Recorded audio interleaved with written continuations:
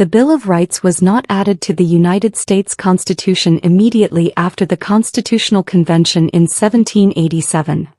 During the convention in Philadelphia, the main goal was to create a stronger federal government to replace the weak Articles of Confederation.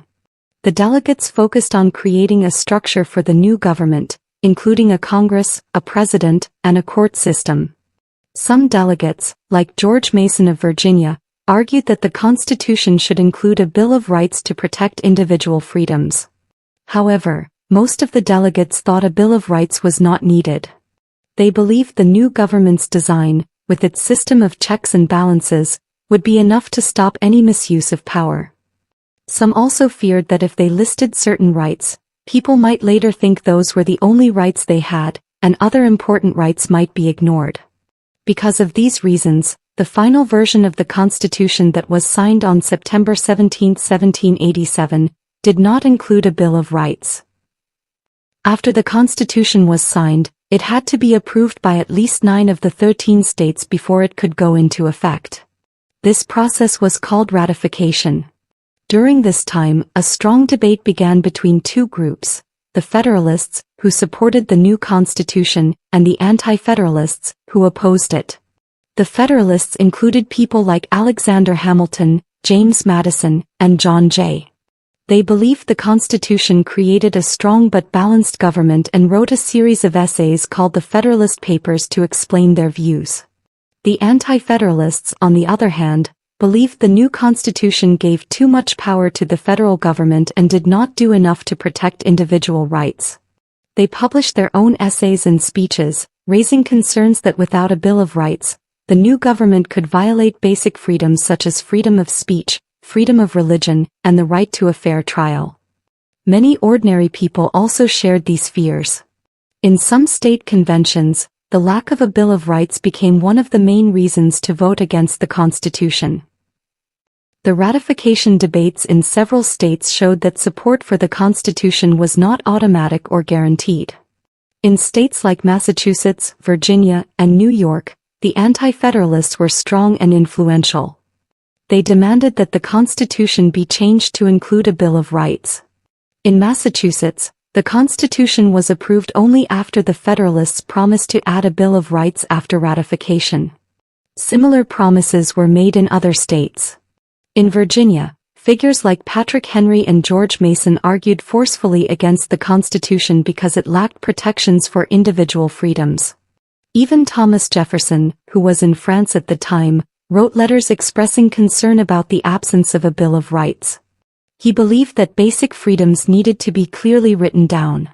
The Federalists realized that without these promises, the Constitution might not be approved by enough states. So while they still believed a Bill of Rights was not necessary in theory, they accepted that it was politically necessary in practice. Once the Constitution was ratified and the new government was formed in 1789, attention turned to keeping the promises made during the ratification debates. James Madison, who had originally believed that a Bill of Rights was not needed, changed his position. As a member of the new House of Representatives, he took the lead in drafting a list of amendments that would become the Bill of Rights. Madison studied various state constitutions and earlier proposals, including those submitted by the Virginia Ratifying Convention. He created a list of amendments that protected individual freedoms such as freedom of speech, freedom of religion, the right to bear arms, protection against unreasonable searches and seizures, and rights to a fair trial. He also included a 9th Amendment to make clear that other rights not listed were still protected, and a 10th Amendment to affirm that powers not given to the federal government were reserved for the states or the people. Madison originally proposed 17 amendments, but after debate in Congress and review by the Senate, the number was reduced to 12.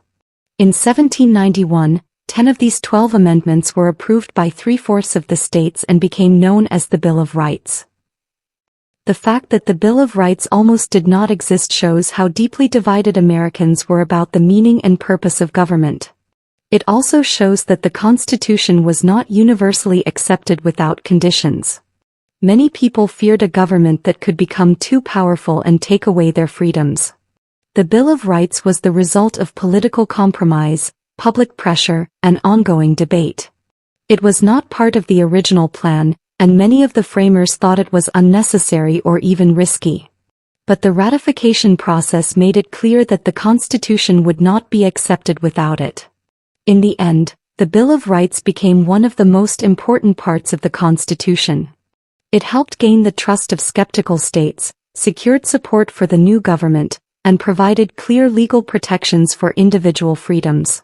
The struggle to add the Bill of Rights reflects a larger truth about American government, that it is shaped not only by leaders but also by the concerns and demands of ordinary citizens.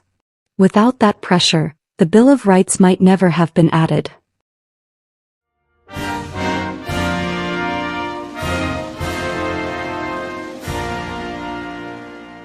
Subscribe to explore more of America's history.